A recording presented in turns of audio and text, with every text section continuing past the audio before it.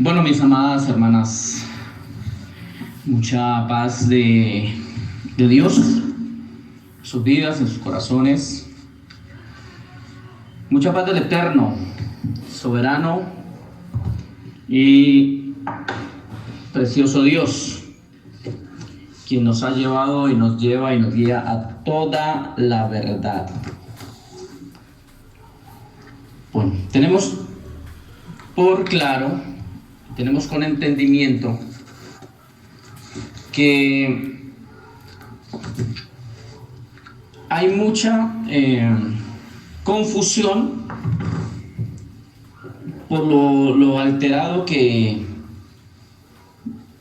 se llevó la escritura, ¿no? Las escrituras, la Santa Escritura, la cuestión de que usted sabe, ¿no? Que los opositores, los desentendidos, los que siempre quisieron cambiar los tiempos y las leyes de Dios, porque pues ese es un plan que tiene en mente el maligno, ¿no? El maligno siempre dice allá en Daniel, pensará en cambiar los tiempos y la ley. Y recuerde que cuando se escribió eso en Daniel, pensará en cambiar los tiempos y la ley, todavía no había llegado, por así decirlo, la era o la época de la iglesia de Yahshua. Porque en Daniel ya había venido Yahshua. No. Cuando Daniel escribió esto, que él pensará en cambiar los tiempos y la ley, eso estaba como cumplimiento futuro. Y ya después de varios siglos, después de Daniel, ya fue el nacimiento de Yahshua. O sea que se cumplió la palabra cuando dijo pensará cambiar los tiempos y la ley. Sí, porque recuerde que fue por los lados del Vaticano que vino el calendario juliano gregoriano. Primero el calendario establecido por Julio César, emperador romano, por eso se llama Juliano, Julio César. Luego vino el padre, el papa, que así se hicieron llamar después. Los emperadores ya vinieron, ya después, ya del reino de hierro, ya pasó a ser como decir el reino religioso. Y ya vino el famoso Papa Gregorio. Y ese le hizo algunas reformas al calendario. Pero de todas formas no dejó de ser el calendario de Roma. Y Roma tiene un alcance a nivel ¿qué? Mundial. Mire que cuando usted ve los otros reinos, y esto me gusta que quiero que usted lo tenga en mente, lo vea en el libro de Daniel. Cuando usted ve los reinos, cuando Dios le muestra a Nabucodonosor la estatua, Él le muestra primero el reino de Babilonia. El reino de Babilonia tuvo alcance, pero en la tierra conocida de ellos. Eso no fue un reino, o sea, hablamos del Babilonia de Nabucodonosor, no del Babilonia actual, porque el Babilonia actual sí tiene un alcance mundial, pero hablamos del imperio de el rey Nabucodonosor, cuando él gobernó, que fue el imperio de la cabeza de la estatua de oro. Y él tuvo un alcance en el mundo conocido entonces, pero no dice que alcanzó toda la tierra en su momento. Fue esplendoroso y glorioso, pero no alcanzó toda la tierra en su momento. Luego fue conquistado por los persas y medopersas, pero ellos tampoco alcanzaron un alcance global. Yo no lo veo pues en la Biblia así. Luego vino el imperio de Alejandro el Grande, los griegos, pero tampoco tuvieron un alcance a nivel mundial. Es un imperio que alcanzó todo el mundo conocido de entonces de esa tierra, pero no fue mundial.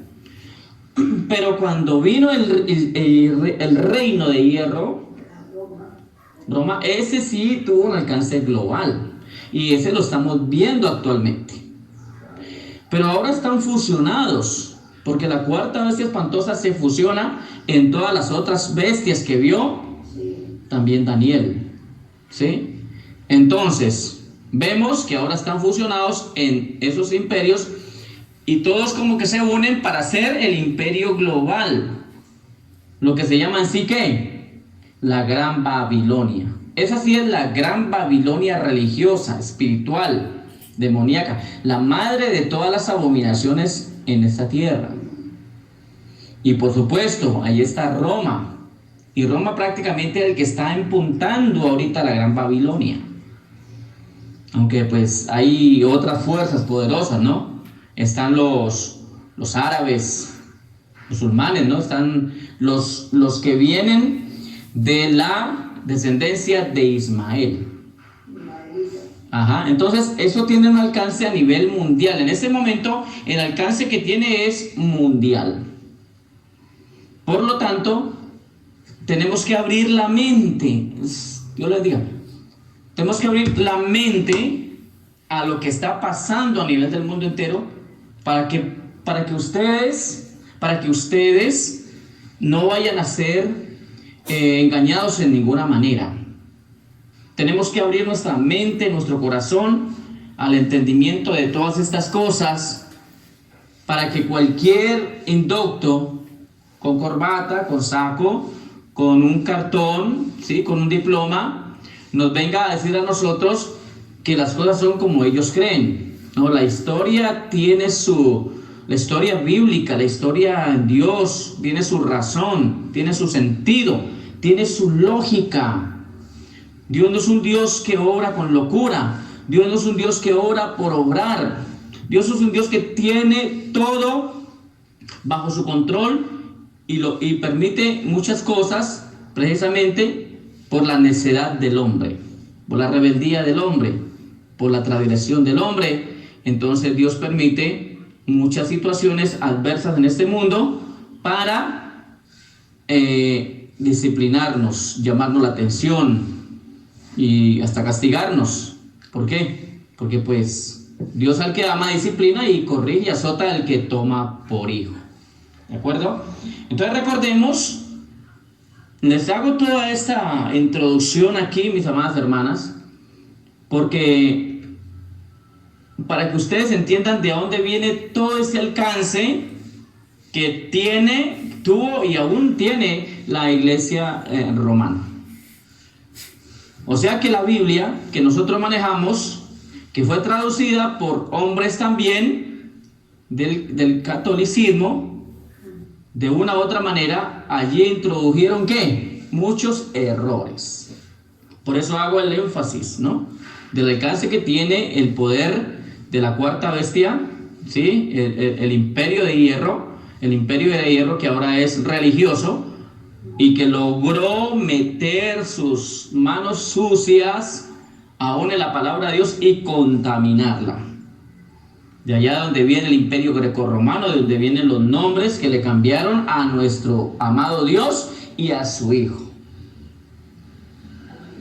Y nosotros también muchas veces como, pues, llamémoslo cristianos o evangélicos más bien, no llamemos tanto el término cristiano, porque pues el cristiano también es el católico. El católico se hace llamar cristiano y si usted le dice a un católico que él no es cristiano, él se le va a enojar. No, ¿cómo así usted qué está diciendo? Yo soy también cristiano, yo también sigo el mismo Dios. O sea, según ellos siguen el mismo Dios que nosotros los evangélicos, protestantes, de toda esa rama de enredos, seguimos, pero eso no es así. Nosotros seguimos a Yahweh.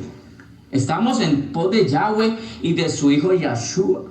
Yeshua, como lo quiera decir, pero es su hijo. Y por eso nos es necesario conocer de a dónde es que viene todo esto que Dios formó. Todo esto es necesario conocerlo desde el principio. Recuerde que hubo un inicio, ¿no? Tanto para la creación de los ángeles, de la tierra, del universo, todo, dice, en el principio estaba el verbo era Dios, el verbo era con Dios, o sea, su palabra, Dios, Yahweh, el que estaba en el principio, y su verbo, su palabra era la creadora, porque él decía y se hacían las cosas. Era el verbo, su palabra, lo que estaba con Yahweh. Si él desde el principio no hubiera tenido el verbo, entonces sería como un Dios que no habla. Pero su verbo es lo que él decía, la creación por su palabra. Luego vino la creación por sus manos. Recuerde que en Bereshit, en Génesis, la Biblia nos muestra que Dios hizo al hombre ¿de dónde? Del barro, de la tierra. Él formó el hombre de la tierra, ¿sí? Hizo un muñeco. Y luego ya sopló aliento de vida en sus narices y vino a ser el hombre un alma viviente. Entonces, ¿cómo las dos formas que Dios usó para crear, cuáles fueron? Su palabra, y con sus manos hizo al hombre y luego sopló en el aliento de vida. No dice la Biblia que Dios dijo, hágase el hombre y el hombre se hizo. No, Él lo formó. ¿De acuerdo? También Yeshua nos da una enseñanza cuando Él toma barro. Sí, dice que pone algo de saliva de su boca en el barro, hace como una mezcla y lo pone en los ojos del ciego. Y el ciego va y se lava y recobra la vista. O sea que Dios también ha usado la tierra para hacer creación aquí. Sí, Dios usó su tierra, porque Dios sí creó la tierra por la palabra. Pero de esa tierra que había creado por su palabra, creó a Adán. Y de Adán, usted sabe, abrió su costado, sacó la costilla y luego hizo una cirugía, ¿no? Imagine que hizo caer Adán en un sueño. O sea, le puso la anestesia de Dios, que es la mejor. Lo durmió, abrió su costado, sacó la costilla y de ahí formó a su mujer. Entonces, dos formas que Dios usó para crear. No así el Hijo, el propio Hijo. El Hijo ya vino de otra manera. ¿Sí? Por engendramiento. ¿Lo vemos dónde? En en Salmos capítulo 2, versículo 7. Lo vimos en Hechos capítulo 13, versículo 33.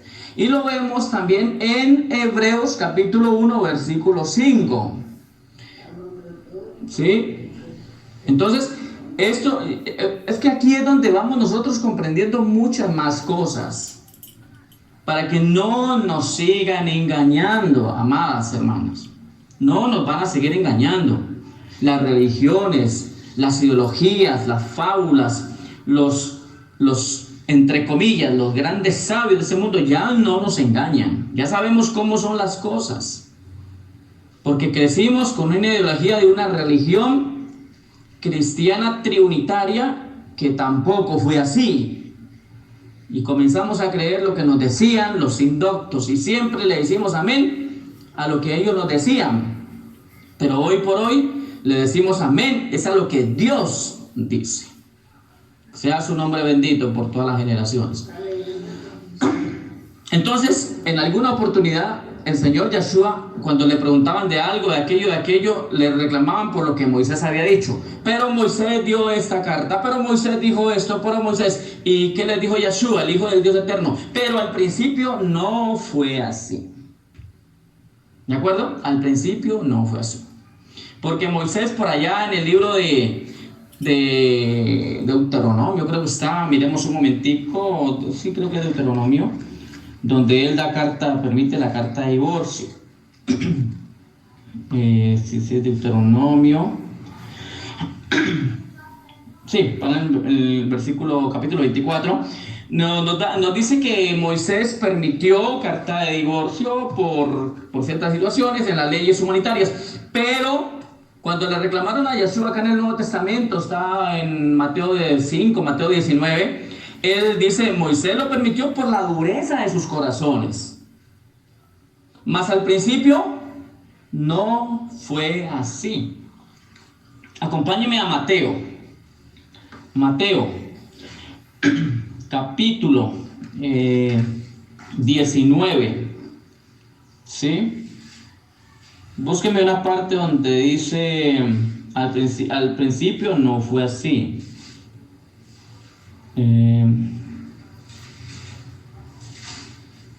Así, en el versículo 8, Mateo capítulo 19, versículo 8, Él les dijo, por la dureza de vuestro corazón, ¿sí? De vuestro corazón Moisés permitió repudiar a vuestras mujeres, mas al principio no fue así. ¿Listo? Entonces, ¿qué es lo que nos dice Yeshua? Al principio las cosas no son como muchos nos han hecho creer, o como quizás Dios, por la dureza de los corazones de los hombres, ha permitido.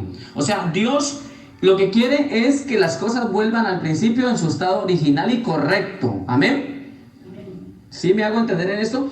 Dios quiere, diga conmigo, Yahweh quiere que todas las cosas vuelvan a ser como al principio. Porque es lo mejor, es lo bueno.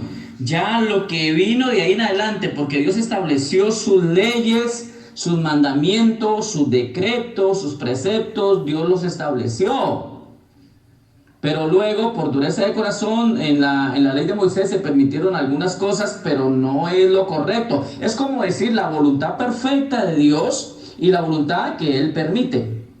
¿Sí? Es como cuando una persona se quiere casar y se enamoró de la persona, el hombre o la mujer, y se quiere casar, pero no le pide dirección a Dios y se casa por emoción. ¿Dios se lo permite? Sí, porque pues insiste tanto que pues Dios le dice, pues bueno, cásese. Pero después se da cuenta, con el tiempo se da cuenta que esa no haya sido la voluntad perfecta y agradable de Dios. Y ya se dio el totazo, ya ni modo que haga. Entonces Dios también con su palabra es lo mismo. ¿Qué hace? Al principio Él estableció su voluntad agradable y perfecta, pero después permitió cosas por lo duro del corazón de la gente. No, es que yo me voy a meter por aquí, y yo me voy a meter por aquí, yo me meto por aquí. ¿Qué le dice Dios? Bueno, métase. Dice, hágale por allí. Pero te vas a dar cuenta que te vas a estrellar, y cuando se estrellan, cuando se dan con el muro, con el mundo, entonces si vuelven a Dios, y Dios dice, vio que yo les dije que por ahí no se metieran, entonces Dios en su misericordia, ¿qué hace? Vuelve y los quiere colocar en su estado original. Y yo les hago una pregunta a los que estamos aquí, ¿queremos volver al estado original?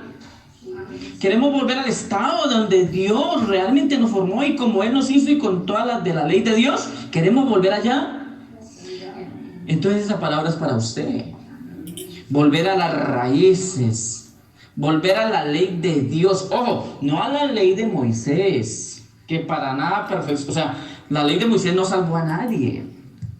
Si así hubiera sido, Yeshua no hubiera venido, después de Moisés no hubiera venido. Pero en su perfecta voluntad, Dios todo. Imagínense que desde la antigüedad, en el momento que Adán y Eva cayeron, y allí todavía no había venido Yeshua. Y cuando Adán y Eva cayeron, todavía no estaba la ley de Moisés. Y desde allá y desde mucho antes, Dios ya había trazado un plan de salvación, porque a Dios no lo sorprendió cuando Adán y Eva desobedecieron. A las huestes los sorprendió, porque ellos pensaban que este hombre era el punto clave para vencer ya a Satanás y quitarlo del medio. Y los ángeles, los que estaban con Dios, la creación de Dios. Mire, cuando Dios, el Eterno Padre, estaba creando la tierra, al hombre y las cosas de aquí en la tierra, cuando Él estaba organizando la tierra, los que estaban con Dios eran ¿quiénes? Los ángeles. Por eso es que por allá en Génesis dice, descendamos y confundamos. Cuando Él habla ahí como en plural, es porque está hablando es con los ángeles. En ese momento todavía no había engendrado a su hijo.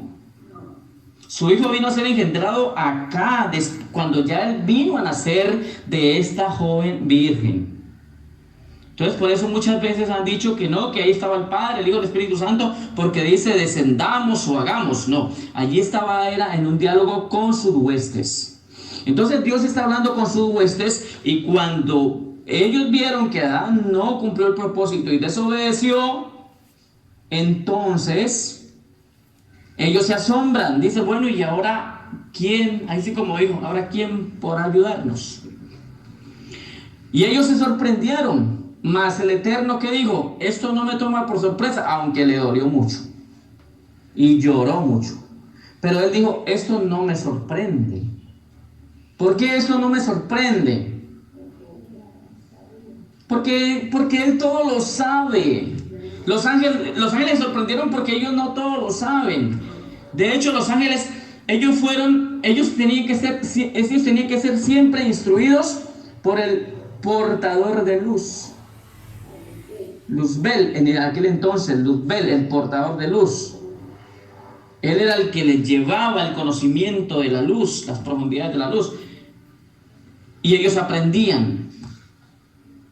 Pero luego, ya ellos, no les alcanzaba el entendimiento para comprender el por qué había fallado Adán. Y se sorprendieron tanto. Y el Padre dijo, esto no me sorprende, no obstante, para poder salvar al hombre de su caída y redimirlo, me toca descender a mí, tomar de mi espíritu, hacer que repose en la joven virgen y engendrar un hijo. Y ya leí los textos, ¿no? Ahí están, donde habla, yo te engendré hoy. Todo esto lo hago porque voy a llevarlos al punto donde ustedes me dijeron que quieren volver a lo original. Y lo original es lo mejor. Pero por ir a lo original y a lo mejor y a lo bueno, a lo puro de Dios, vamos a seguir teniendo muchas, ¿cómo se llama? Oposiciones. Usted va a tener oposiciones por esto que estoy diciendo, ¿sí? Por esto que le voy a enseñar que es bíblico. Entonces, volvamos a lo de antes, a lo original. Volvamos a los mandamientos de Dios, ¿sí? A los mandamientos de Dios.